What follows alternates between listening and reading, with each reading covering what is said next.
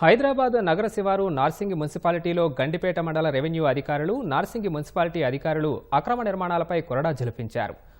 కోకాపేటలోని survey number 147లో ప్రభుత్వ భూమిని కబ్జా చేసి చేపట్టిన నిర్మాణాలను రెవెన్యూ అధికారులు కూల్చివేశారు.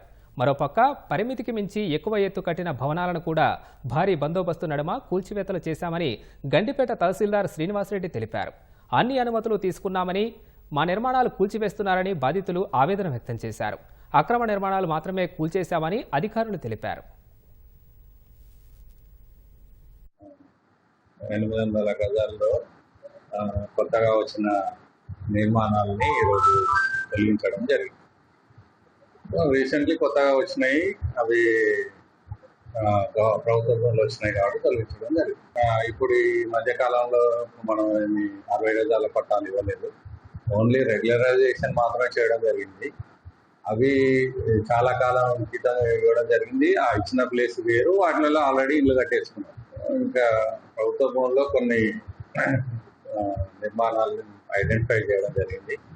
వాటిని కూడా త్వరలోనే తొలగిస్తాము.